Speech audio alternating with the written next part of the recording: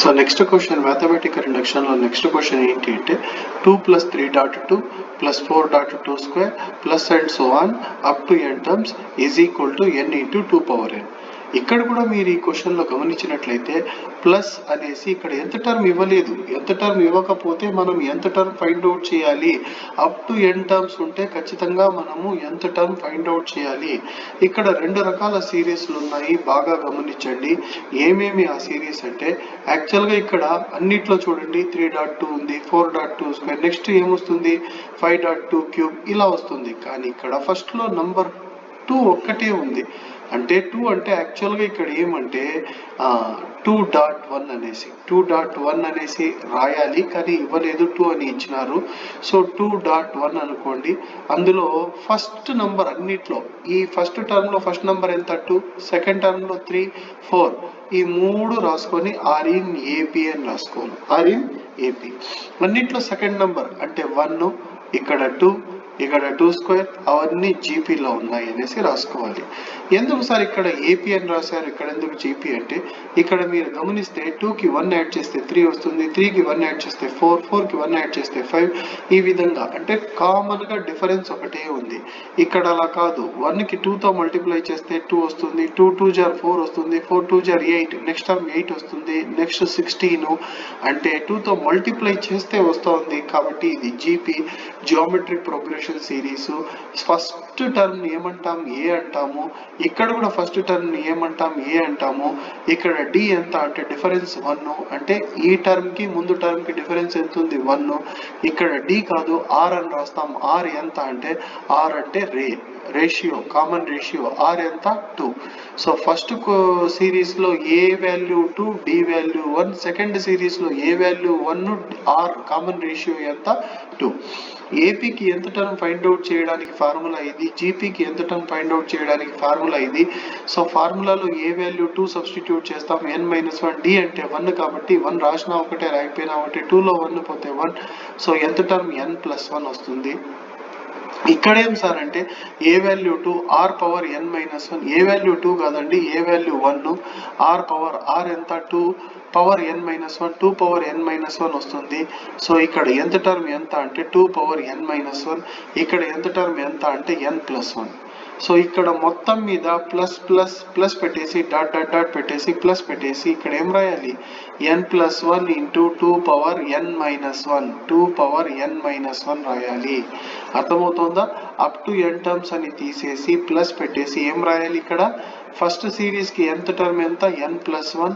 So ఇక్కడ n+1 రాసి పక్కన ఏం రాయాలి 2 పవర్ n-1 రాయాలి. అర్థమవుతుందా? సో మొత్తం మీద ఎంత టర్మ్ ఎంత అంటే n+1 into 2 power n-1.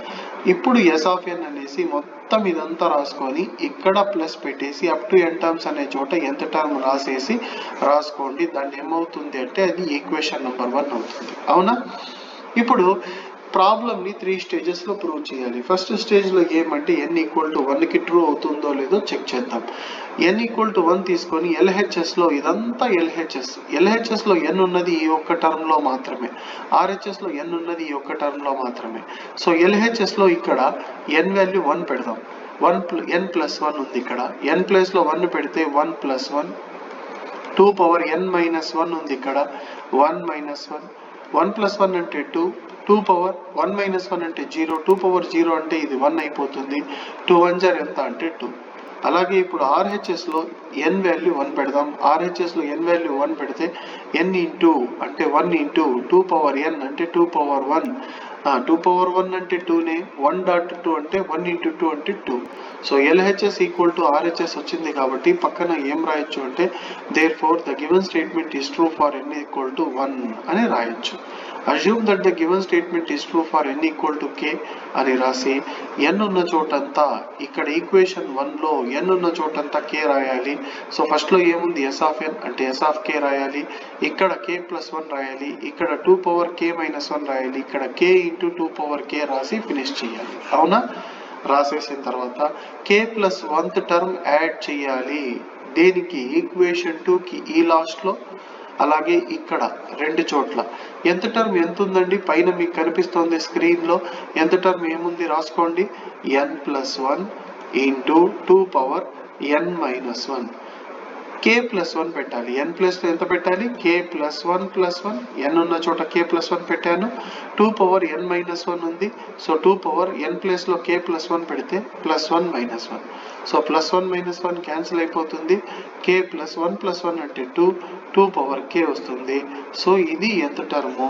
k plus 2 into 2 power k add చేయాలి. ఈక్వేషన్ 2 కి బోత్ సైడ్స్ యాడ్ చేయాలి. సో ఇది మాత్రం కొంచెం జాగ్రత్తగా చేయండి. నేను చేసి చూపిస్తాను చూడండి. ఈక్వేషన్ 2 రాసుకుందాము. ఈక్వేషన్ 2 మాత్రం రాసుకోండి.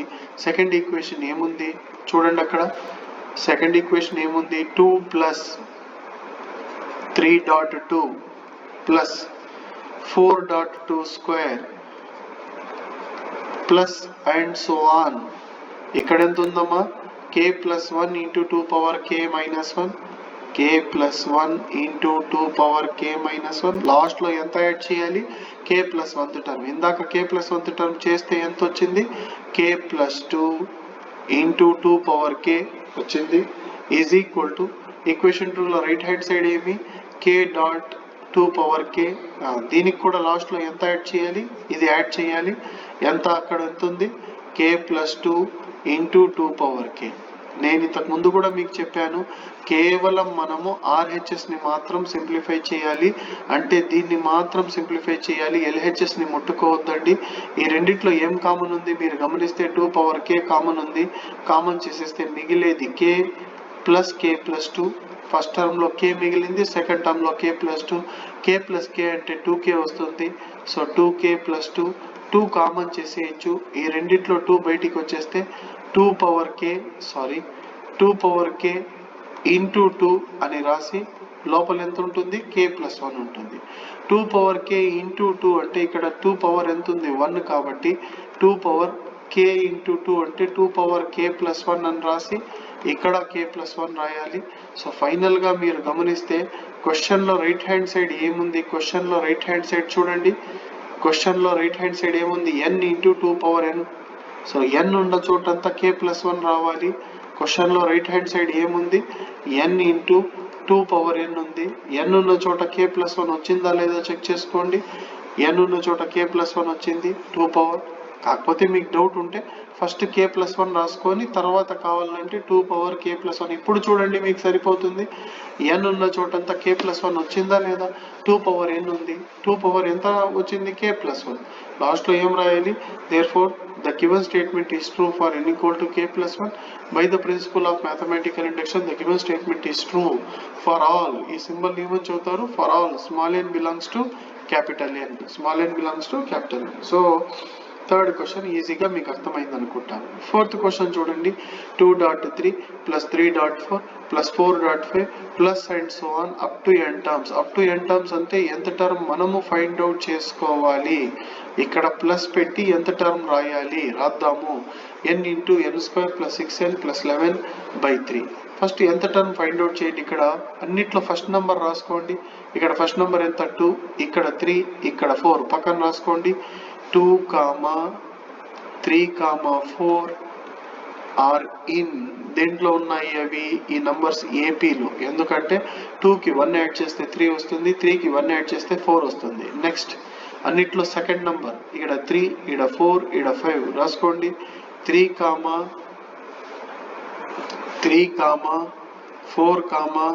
5 ఆర్ ఇన్ ఏం రాసుకుంటాం? ఏపీ. ఇక్కడ రెండు ఏపీ సిరీస్లే. ఇంతకు ముందు క్వశ్చన్ లో ఫస్ట్ నంబర్ ఏమో ఏపీలో ఉన్నింది, సెకండ్ నంబర్ ఏమో జీపీలో ఉన్నింది.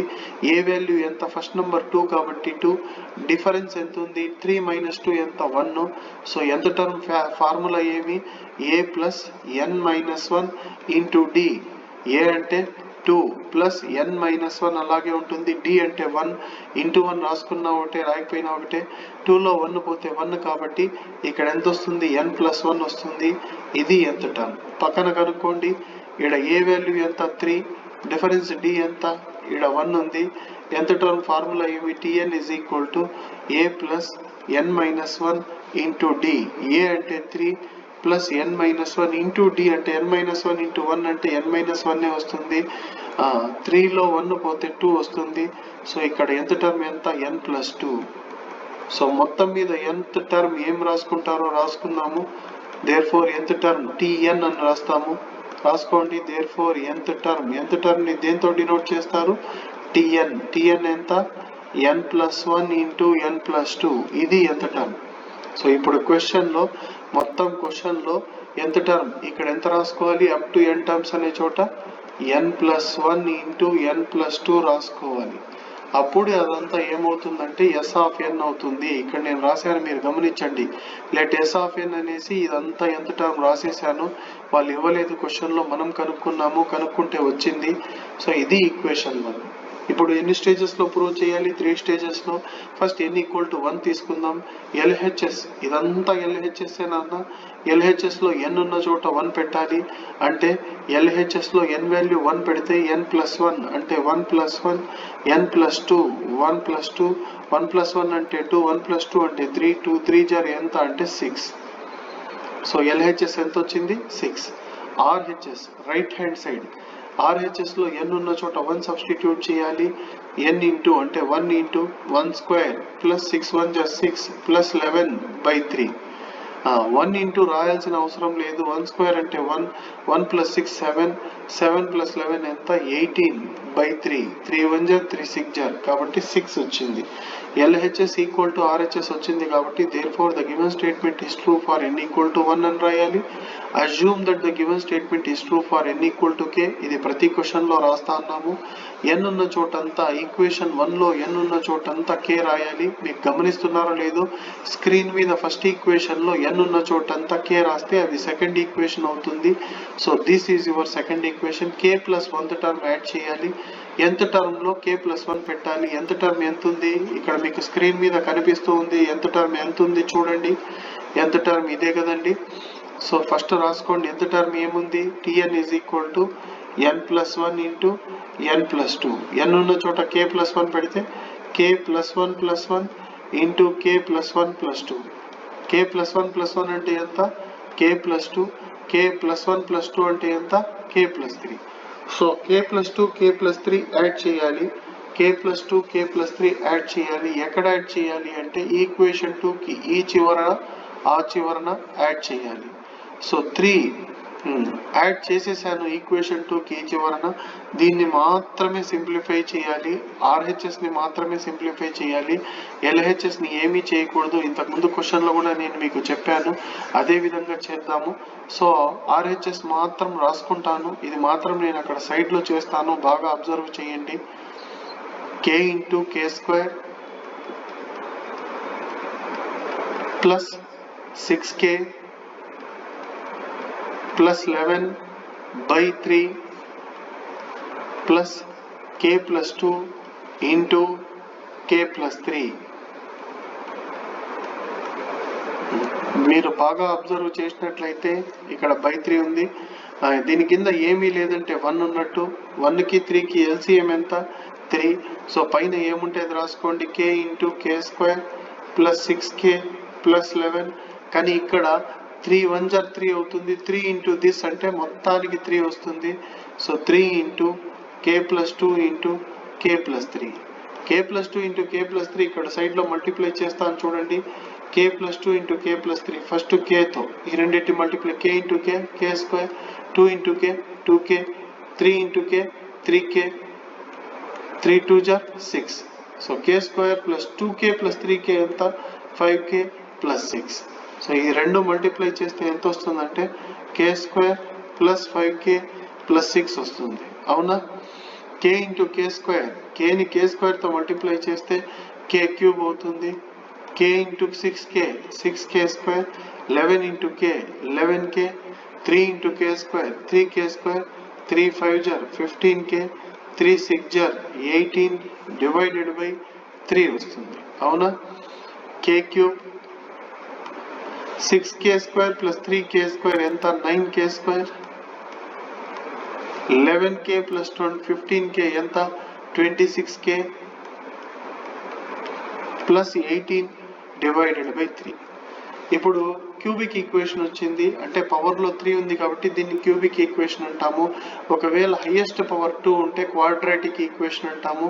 క్యూబిక్ ఈక్వేషన్ని ఎలా సాల్వ్ చేయాలంటే ఇది మాత్రం తీసుకొని దీన్ని ఫ్యాక్టర్స్గా డివైడ్ చేయాలి. చూడండి, K cube plus 9k² plus 26k plus 18. ఇందులో కే వాల్యూ 1 పెట్టి చూడండి, ఇది 0 అయితే k ఈక్వల్ టు 1తో డివైడ్ చేయాలి. లేదా -1 పెట్టి చూడండి, దాంతో 0 అయితే దాంతో డివైడ్ చేయాలి. లేదంటే 2, లేదంటే -2, లేదంటే 3, లేదంటే -3. ఈ ప్రాసెస్ని ఏమంటారంటే ట్రయల్ అండ్ ఎర్రర్ మెథడ్ అంటారు. k ఈక్వల్ టు -1 పెడదాం, k ఉన్న చోట -1 పెడదాము. 9 into -1 whole square 26 into -1 plus 18. -1 whole cube ఎంత? -1. -1 హోల్ స్క్వేర్ ఎంత? 1. 1 ఇంటూ 9 ఎంత? 9. Plus into minus -26 plus 18. రెండు మైనస్లు ఉన్నాయి, యాడ్ చేస్తే -1 -26 -27. 9 ప్లస్ 18 ఎంత? 27. 27లో 27 పోతే 0. సో 0 వచ్చింది. ఏం సబ్స్టిట్యూట్ చేస్తే 0 వచ్చింది? k వాల్యూ -1 పెడితే 0 వచ్చింది. సో k ఈక్వల్ టు -1తో డివైడ్ చేయాలా? ఎలా డివైడ్ చేయాలో చూడండి, చెప్తాను. దీన్ని ఏమంటారంటే సింథటిక్ డివిజన్ అంటారు. k ఈక్వల్ టు -1తో డివైడ్ చేయాలి. k క్యూబ్ పక్కన ఎంత ఉంది? 1 ఉంది. k స్క్వేర్ పక్కన ఎంత ఉంది? 9 ఉంది. k పక్కన ఎంత ఉంది? 26 ఉంది. లాస్ట్లో కాన్స్టెంట్ ఎంత ఉంది? 18. కొంచెం గ్యాప్ ఇచ్చి రాసుకోవాలా? ఫస్ట్ ఇక్కడ 1 కింద ఏం రాయాలి అంటే 0. 1 ప్లస్ 0 ఎంత? 1. 1 ఇంటూ -1 ఎంత? -1. 9 -1 ఎంత అవుతుంది? 8.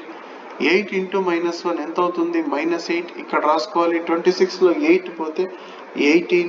18 ఇంటూ -1 ఎంత? -18. ప్లస్ 18 -18 వెళ్ళిపోతే 0 వస్తుంది. సో మొత్తం మీద పవర్ k క్యూబ్ నుంచి k స్క్వేర్కి వస్తుంది. ఎందుకంటే ఇక్కడ లాస్ట్లో ఒక టర్మ్ 0 అయిపోయింది, డివైడ్ చేస్తే రిమైండర్ 0 వచ్చింది కాబట్టి.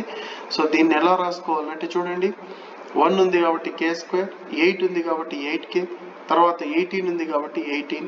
సో -1 లోపలికి పోతే ఏమవుతుంది? +1. కాబట్టి దీని తర్వాత స్టెప్ ఇక్కడ రాస్తున్నాను, బాగా అబ్జర్వ్ చేయండి. ఎలా రాస్తాను చూడండి, ఇది రాయను, ఇక నుంచి ఇది రాయను. దాని ప్లేస్లో ఏం రాస్తాను? k ఈక్వల్ టు -1 లోపల వస్తే ఎంత? k + 1 అవుతుంది ఇది. సో ఇక్కడ k + 1 రాస్తాను. అండ్ ఇక్కడ ఇదంతా సేమ్ రాసేస్తాను. k square plus 8k plus 18 రాసి డివైడెడ్ బై ఎంత రాస్తాను? 3 రాస్తాను. డివైడెడ్ బై ఎంత రాయాలి? 3. సో మీరు బాగా గమనిస్తే గనక ఇది వచ్చింది. ఇప్పుడు ఒక్కసారి RHSలో చూడండి, క్వశ్చన్ యొక్క RHSలో చూడండి ఏముంది? n into n² plus 6n plus 11/3. n ఉన్న చోటంతా మనకు k + 1 రావాలి కాబట్టి అది అట్లే రాసుకోండి. n ఇంటూ n²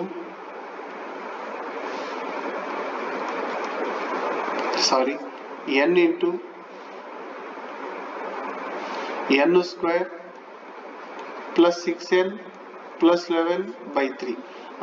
ఇప్పుడు దీన్ని చూసి రాసేయండి. n ఉన్న చోటంతా k + 1 పెట్టి రాసేయండి. ఇక్కడ n ఉంది, సో k + 1 వస్తుంది. లోపల ఏముంది? n² ఉంది. n ఉన్న చోట k + 1 రాసేయండి. k + 1 whole square 6n 6 into k + 1 అని రాసి లాస్ట్లో ఎంత రాయాలి? +11 హోల్ డివైడెడ్ బై 3. ఇప్పుడు మీరు గమనిస్తే కనుక పైన ఇక్కడ k + 1 ఉంది, ఇక్కడ k + 1 ఉంది, సరిపోయింది. ఇక్కడ /3 ఉంది, ఇక్కడ /3 ఉంది, అది కూడా సరిపోయింది. కానీ ఇక్కడ k² ప్లస్ 8k ప్లస్ 18 బదులు ఇది రాసినాము. సింప్లిఫై చేస్తే అదే వస్తుంది.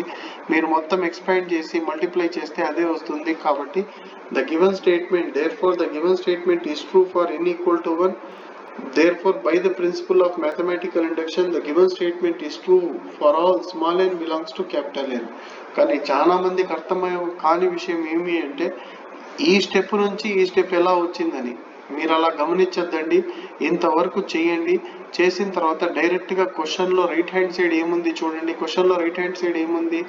n into n² plus 6n plus 11 ఉంది. n ఉన్న చోటంతా k+1 పెట్టేసి రాసేయండి.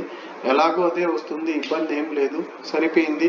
లాస్ట్లో the given statement is true for n = 1 and by the principle of mathematical induction the given statement is true for all small n belongs to capital N అని రాయాలి. అవునా? Okay.